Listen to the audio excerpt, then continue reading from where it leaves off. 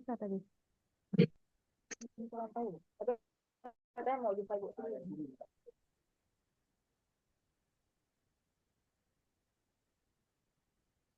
Tanya ya, biarpun ini cuma ketertanya. Oke, silahkan David. Baik, Bu. Baik semuanya, Bismillahirrahmanirrahim. Assalamualaikum warahmatullahi wabarakatuh. Izin semuanya, dalam siang kali ini, saya akan izin melaporkan bagaimana hasil praktik kerja lapangan saya selama di Dewan Perwakilan Aceh, atau DPRA, selama semester kemarin. Baik, masuk ke dalam latar belakang. Nah, kita mengetahui bahwasannya setiap instansi itu membutuhkan sumber daya manusia yang berkualitas dan pemimpin. Nah, dalam mencapai sebuah proses ataupun mencapai sebuah tujuan, dibutuhkannya beberapa tim, yaitu dalam organisasi kita memiliki peran-peran tersendiri dalam mencapai tujuannya. Nah, inilah yang ingin dicapai oleh saya ketika menjalankan program praktek kerja lapangan tersebut. Ketika magang, saya mengetahui bahwasannya beberapa mulai dari bagaimana kinerjanya DPRA, apa saja kegiatan mereka, banyak sekali yang saya menjadikan pengalaman saya pada saat magang kemarin. Contohnya seperti pada saat pelantikannya gubernur kita yaitu Pak Mualim. Nah, pada saat beliau itu dilantik, saya ada secara langsung di sana. Akan tetapi saya tidak mendapatkan tiket untuk masuk karena sayang sekali pada saat itu ada beberapa tugas keamanan yang menjaga dengan ketat pada saat itu. Sehingga seperti kami yang masih merupakan mahasiswa magang agak sedikit susah untuk masuk atau mengakses ruangan bagian dalam. Nah, selanjutnya pada saat pelaksanaan PKL, kita ketahui bahwasannya kalian harus mengetahui bahwasannya Dewan Perwakilan Rakyat Aceh ataupun DPR Aceh itu berada di Banda Aceh, yaitu di Simpang Jambu Tape, itu pas di depan Ricis. Nah, untuk bangunannya, gedungnya itu gedung dengan beberapa gedung bagian, ada gedung fraksi, ada gedung komisi, ada gedung bagian, dan bahkan ada gedung untuk ketuanya. Nah, di situ juga ada musola, ada perpustakaan, ada klinik. Nah, nuansa gedungnya itu bercat ataupun berwarna putih dengan sedikit ada broken white dan juga ada sedikit nuansa emasnya. Dan ada corak-corak pintu Aceh yang mana ini melambangkan bagaimana Aceh itu benar-benar sesuai adat dan istiadatnya Aceh. Nah, sehingga dari gedung utamanya itu, atasnya itu menggunakan uh, seperti atap rumah Aceh pada zaman dahulu. Nah, kemudian magang di DPRA itu selama 138 hari, dimulai dari 3 Februari sampai dengan 3 Juni 2025. Aduh, udah 3 ada. Salah. Kemudian saya memulai pelaksanaan PKL kemarin itu mulai dari pembekalan oleh Pak Rizky, terus ada pelepasan dosen pembimbing oleh Pak Syomil, dan itu langsung ke ruangannya langsung, dan juga pelaksanaan selama di lapangan. Baik, kemudian tujuan dalam PKL, apa sih tujuannya dalam PKL tersebut? Nah, tujuan PKL ini yang pertama adalah memberikan pengalaman kerja yang nyata, yang mana pada saat kita berkuliah ataupun kita menuntut ilmu, kita membutuhkan praktik lapangan, yang mana ilmu tidak hanya cukup dalam sebuah teori, tapi kita membutuhkan praktikum dalam mengembangkan ilmu tersebut. Sehingga PKL ini magang ini hadir untuk menciptakan peluang baru untuk saya, bahwasanya saya bisa mempraktikkan apa saja yang bisa saya pelajari selama di kampus, sehingga saya aplikasikan ke magang kemarin. Contohnya itu seperti pada saat di kampus saya belajar tentang diplomasi. Nah, pada saat di DPA saya juga melihat secara langsung bagaimana diplomasi terjadi pada saat acara sidang paripurna, ada pada saatnya chair ataupun pemimpin sidang itu akan memberikan kesempatan bagi orang lain untuk menanya jawabkan. Nah, ketika saat itu mereka kan diberikan peluang untuk mengkritik bagaimana ataupun kinerja DPR Aceh. Nah, sehingga pada saat itu nanti saya bisa melihat secara langsung bagaimana seseorang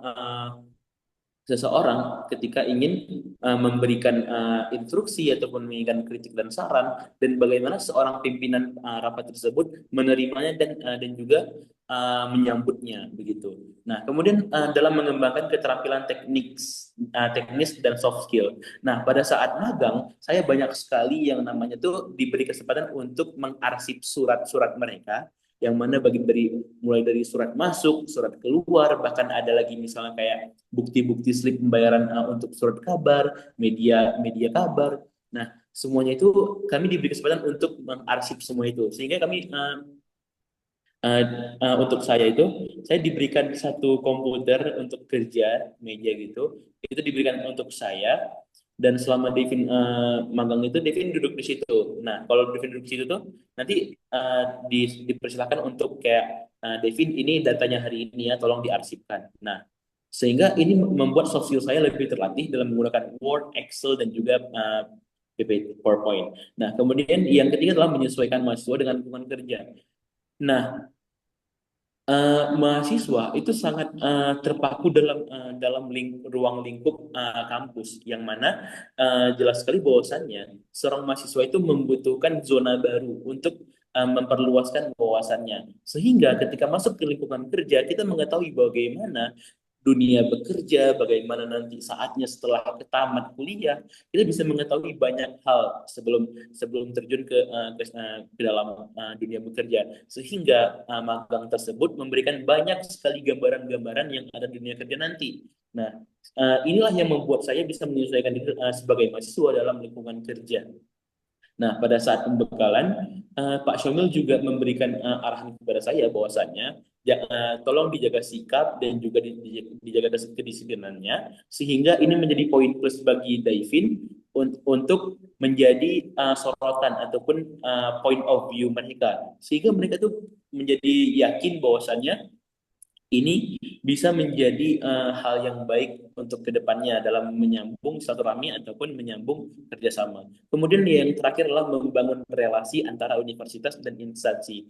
Nah, seperti yang telah Devin sampaikan tadi, bahwasanya ketika Devin sudah masuk ke dalam magang di DPRA, ini akan membuka kesempatan-kesempatan berikutnya dengan menampilkan kinerja Devin yang baik. Ini akan membuka wawasan mereka bahwasannya ketika mahasiswa itu tidak hanya unsiah, mahasiswa itu tidak hanya UIN, mahasiswa itu tidak hanya mahasiswa yang ada di Banda Aceh, tapi juga ada di luar sana yang memiliki potensial dan komitmen dan juga kemampuan yang bisa menyaingi semua mahasiswa yang ada di Indonesia.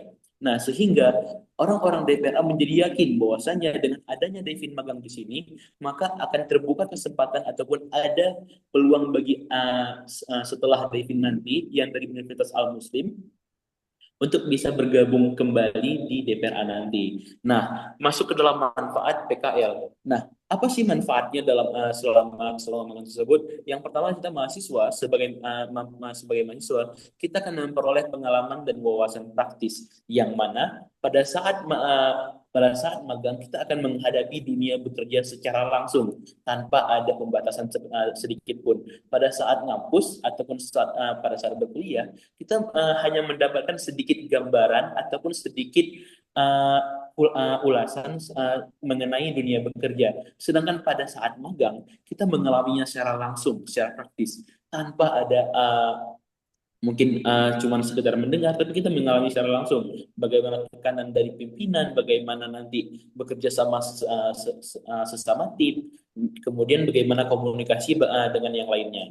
Nah, ini dapat kita rasakan langsung pada saat magang di DPRA nanti. Nah, kemudian yang kedua adalah fakultas dapat evaluasi dan mempererat kerjasama dengan instansi. Yang mana contohnya itu kayak misalnya fakultas kita sebagai fakultas fisip ingin menciptakan kerjasama dengan DPRA secara lebih langsung, mungkin ada acara-acara yang ingin dibuat gitu. Nah, itu bisa secara langsung ditujukan kepada mereka melalui Davin, yang mana sudah terbuka jalinan kerjasama. Nah, sehingga ini mempermudah fakultas kita untuk mendapatkan ataupun untuk mempererat kerjasamanya dengan instansi tersebut. Nah, contohnya itu seperti misalnya fakultas ingin membuat mungkin seminar bagaimana pada saat MOU Helsinki, yang mana ini kan sudah banyak kita ketahui bahwasanya DPRA juga memiliki peran tersendiri pada saat itu dan mereka melestarikan data tersebut. Nah, sehingga mungkin fakultas kita ingin membuat sosialisasi tentang bagaimana sih kanun-kanun yang ada di Dari Aceh. Scott. Kenapa di Indonesia masih ada Ah, udah. masih ada Oh ya. daerah yang memiliki daerah otoritas sendiri, sehingga kenapa sih Aceh itu bisa memiliki konun. Nah, itu semua bisa kita dapatkan secara langsung, data-datanya, penelitiannya, semuanya itu ada di DPRA. Nah, kemudian yang ketiga adalah instansi terbantu dengan tenaga tambahan dan kerjasama jangka panjang. Yang mana ketika Davin bisa mungkin merasa cocok ataupun kawan-kawan setelah Davin yang ingin magang di DPRA merasa cocok dengan ataupun merasa bahwasanya ini tuh aku banget gitu ataupun aku cocok di kerja ini, maka kedepannya instansi itu bisa bisa terbantu dengan mengurangi mahasiswa-mahasiswa fresh graduate ataupun yang baru tamat, yang baru saya wisuda tanpa mengalami pengangguran jangka panjang. Nah, karena apa? Karena pada saat magang dia sudah memiliki tempat dia untuk magang, yang mana ini sangat membantu instansi kita, instansi mereka. Nah, kemudian masuk ke dalam gambaran umum. Nah, gambaran umumnya adalah DPR adalah merupakan lembaga legislatif daerah dengan fungsi legislasi, anggaran, dan pengawasan. Banyak sekali tugas-tugas mereka dalam melegislasi seperti konon-konon yang Devin bilang tadi, mungkin kayak mulai dari mungkin ada sedikit evaluasi dari beberapa misalnya kayak peraturan-peraturan yang ada di Aceh, WH, itu semuanya diatur oleh DPRA.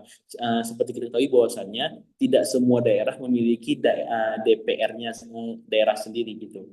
Banyak orang yang memiliki itu adalah DPRD, sedangkan kita punya DPRA, yaitu DPRA Aceh. Nah, ini sebuah privilege ataupun sebuah uh, hak otoritas tersendiri bagi Aceh, yang mana kita bisa memiliki peraturan tersendiri yang mana itu dilegaliskan oleh Indonesia. Nah, kemudian gedung DPR Aceh yang modern menjadi pusat pengambilan keputusan penting, yang mana di DPR itu ada gedungnya, itu adalah gedung utama. Gedung utama itu yang tadi saya bilang bahwasanya atapnya itu seperti atap rumah panggung dulu di rumah Aceh. Nah, di situ tuh mulai dari rapat paripurna, pelantikan, semuanya di situ.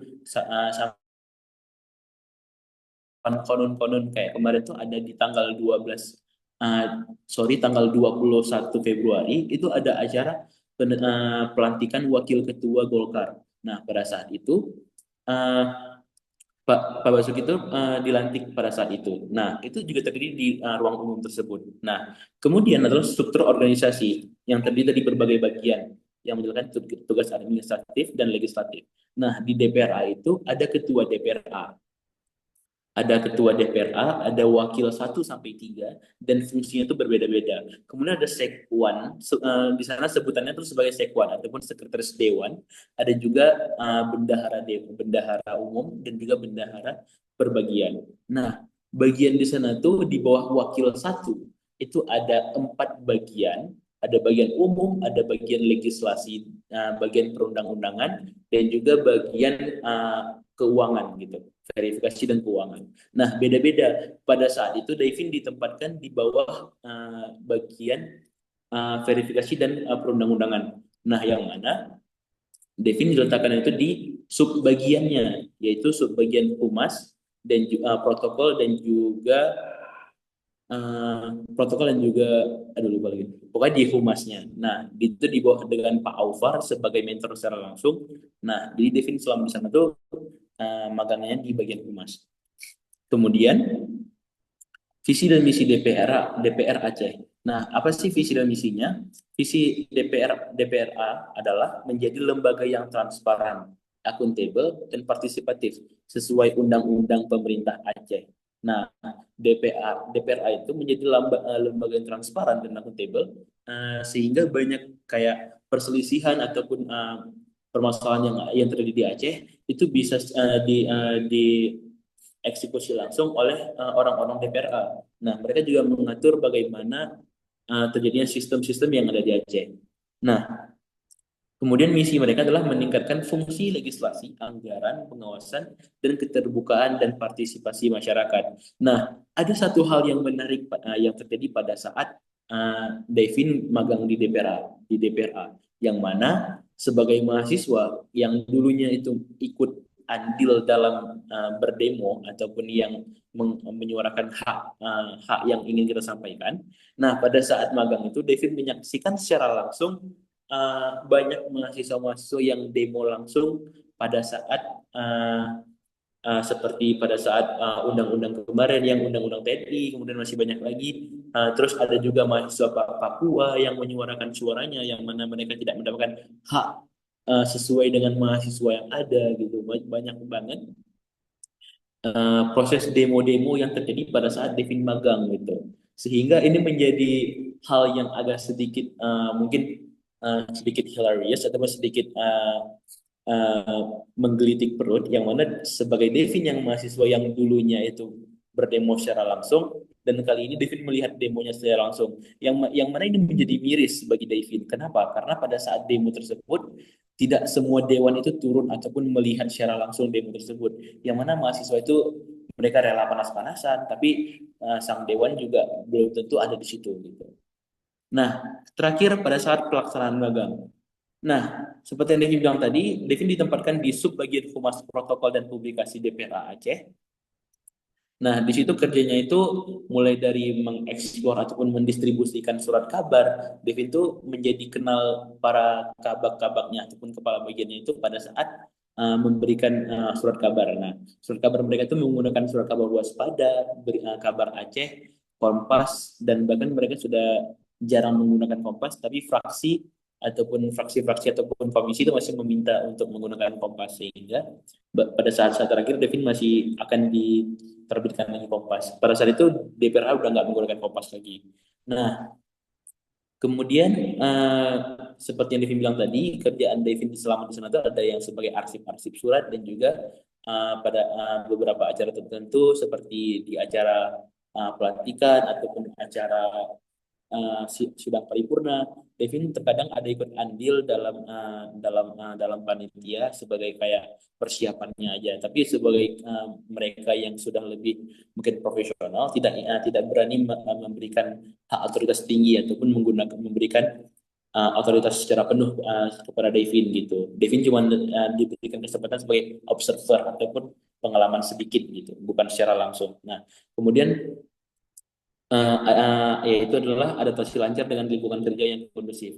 Yang baru Devin sadari bahwasannya ketika kita ingin tenang ataupun aman pada saat dunia bekerja, kita ingin sebagai orang yang misalnya kayak kita tidak ingin terlalu dipandang kecil gitu, yaitu dengan cara berbaur, dengan cara mencari berbaur dengan lingkungan, adaptasi dengan lingkungan, sehingga orang-orang menjadi tahu. Nah, hal yang Devin lakukan pada saat magang yaitulah memperkenalkan diri setiap orang salaman dengan Devin. Contohnya kayak Devin salaman dengan seseorang ataupun dengan bapak gitu kan.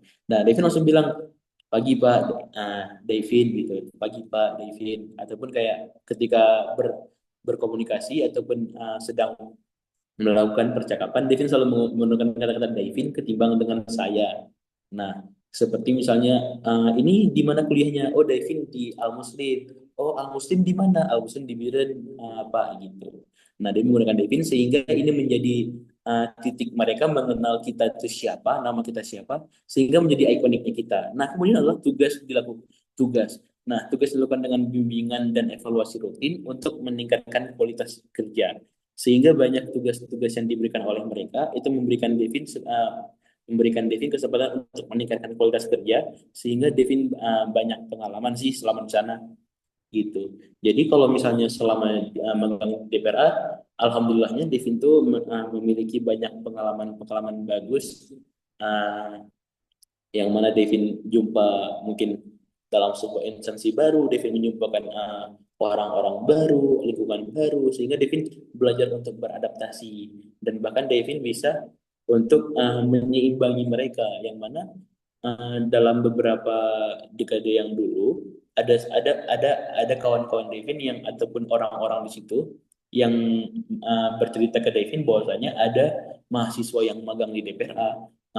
Dia itu agak sedikit menciut ataupun agak sedikit malu pada saat magang karena dia kurang berbaur, sehingga Devin menjadikan itu sebagai evaluasi Devin yang mana Devin tahu bahwasanya pada saat bekerja kita harus melakukan yang namanya adaptasi. Gitu. Sekian dari Devin, terima kasih. Ada pertanyaan? Pasti Davin, kawan-kawannya di sini ada yang mau bertanya dulu?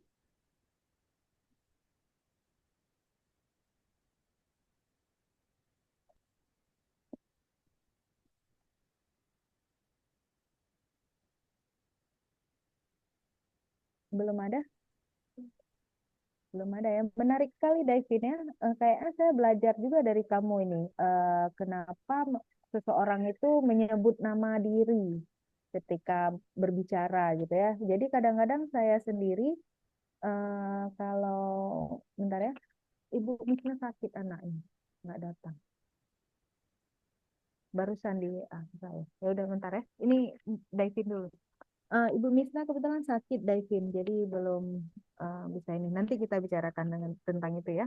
Baik. Jadi ya kamu mungkin memberikan masukan yang berarti sekali ya untuk saya sendiri pribadi. Bagaimana seseorang itu memperkenalkan diri, menyebut nama gitu. Ini kawan-kawan Iya, ini ada juga yang menyebutkan nama kalau mengenalkan diri. Oh, Uya kan gitu atau Ninot kan gitu. Begitu ya, selalu menyebutkan diri ya. Nah, jadi mungkin dari Devin juga kita tahu tujuannya menyebutkan diri. Kadang-kadang kita merasa kalau menyebutkan diri itu untuk kesopanan aja gitu kan. Tapi ternyata iya, ada nilai tersendiri yang ya saya baca dari Devin tuh bagus sekali. Misalnya sebenarnya kita dengan begitu orang juga lebih mengenal kita, jadi lebih terjalin ya keakrabannya mungkin ya seperti itu. iya, Iya, itu bagus Davin juga. Tadi Davin bilang kalau misalnya hubungannya Davin di situ dengan hubungan internasional, mungkin ini ya salah satunya Davin juga melihat bagaimana follow up ya dari DPRA iya. untuk apa ini MOU Helsinki ya. Helsinki. Sekarang sudah berapa tahun ya? Helsinki sudah 20 tahun. Eh, lebih, 20 tahun lah Lebih. ya. 20 tahun, 2005, 20 tahun. Ini 2025, artinya pas 20 tahun ya. Iya, Eh, kalau misalnya pembahasan di DPRA, kalau kita di sini melihat banyak sekali ya kalau pemberitaannya yang belum dilaksanakan sesuai dengan MOU itu. Kalau dari DPRA sendiri pembahasannya udah sampai kemana tuh Devin yang mungkin kita bisa belajar? Kalau dari DPRA itu, DPRA itu adalah salah satu sebagai buah hasil dari MOU Helsinki, yang mana Mm-mm, kan dari MOU itu kita memiliki otoritas istimewa sebagai mm-mm, Aceh dan juga Papua. Nah, Aceh mm-mm, itu memiliki partainya sendiri, mm-mm, memiliki dewannya sendiri, sehingga itu adalah salah satu pencapaian Aceh dalam melaksanakan MOU Helsinki tadi. mm-mm. Tuh. Iya, maksudnya tidak ada pembahasan lagi apa-apa poin-poin di MOU yang belum sesuai, tidak ada pembahasan lagi di Helsinki, di DPRA setahu Di saya. selama Devin magang sih belum ada, Bu. Cuman kalau untuk Mm-mm, kayak peraturan Aceh gitu tuh ada. mm-mm. Oh, langsung pembuatan kanun-kanun terbaru gitu mungkin ya. Ya, Mm, Mungkin ya, oke. Mungkin untuk presentasi segitu ya, Devin ya. Kita iya, Bu. terima kasih, bagus sekali tadi. Coba di ini dulu.